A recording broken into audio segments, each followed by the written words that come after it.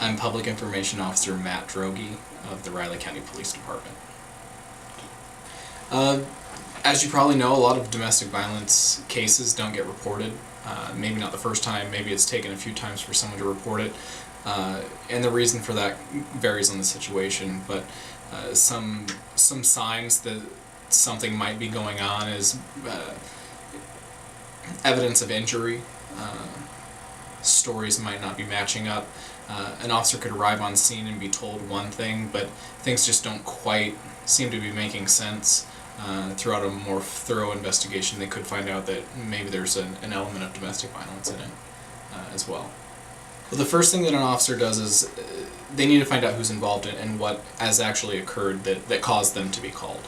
Once they have that nailed down, they can go in and start deciding what crimes may or may not have occurred, and they do that through interviewing. So they'll separate both the parties, or all the parties if there's more than two. They'll get everyone's side of the story and then match that up with whatever evidence they can find at the scene and see if they can't figure out what exactly happened. While they're doing this dispatch, we'll also contact what's referred to here as a PRA, or a police response advocate. And these people are volunteers from the community that come into domestic violence calls with us. After the situation is safe and things have calmed down, they'll come in and help give options to victims and even suspects, really, for that matter. If someone who's involved in a DV situation wants to talk to someone further, maybe about getting out of some sort of a toxic situation, or finding a place to stay while they go through the court system, these PRAs are there to assist them.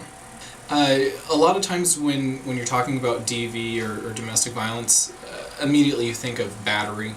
Someone has punched, slapped, or kicked someone else, but really DV can encompass any kind of crime in a domestic situation. So whether it's intimidating a victim or a witness, criminal damage to property, or battery, all these things could be classified as domestic violence.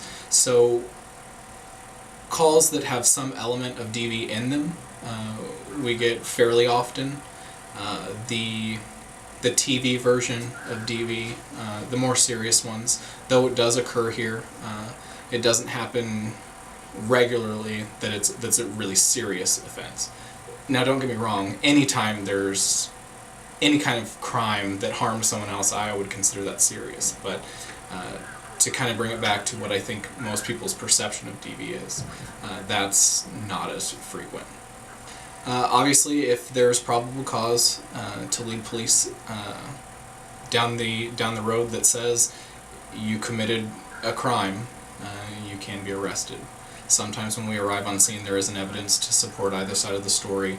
It's he said, she said, and when we don't have probable cause, we're not in the business of arresting people just because we think maybe they should go to jail. Obviously, we have to have evidence and probable cause to take someone's rights away in that respect. So when an officer can't get that probable cause, it kind of turns into a mediation. Obviously, it still gets reported, it still gets sent to the county attorney. The only difference is there's no physical arrest made at the time. What'll happen after that is generally officers will encourage the people involved to maybe separate so things don't escalate again. Obviously, if we can avoid someone getting arrested and committing a crime and then getting caught later, we'd like that. We don't need there to be a crime for us to do a good job. We would like to prevent it if we could. So separation tends to be the best choice in a lot of those cases. Obviously, like I said, anytime you call the police, we'll come. You can also come to us. We take front counter calls, is what we refer to them. We take them all the time. Essentially, someone has come into the police department, whether it's during business hours or after business hours, they've actually come here to the police department to report a crime. We take those just as seriously as we would take a 911 call or a call where an officer goes out to someone's house to take a report. The only difference is it's here at the police department as opposed to your house or a neighborhood or wherever you might be. We're here to serve the community. We're here to reduce crime. I personally don't think it's acceptable ever to hit anyone, especially when you're in a domestic relationship. But someone's reasons for not reporting it, obviously I can't judge that. I'm not them. I'm not in that situation. I would hope, though, that they feel comfortable enough with the police department that they would come forward and let us do our job and help us to help them out of that situation.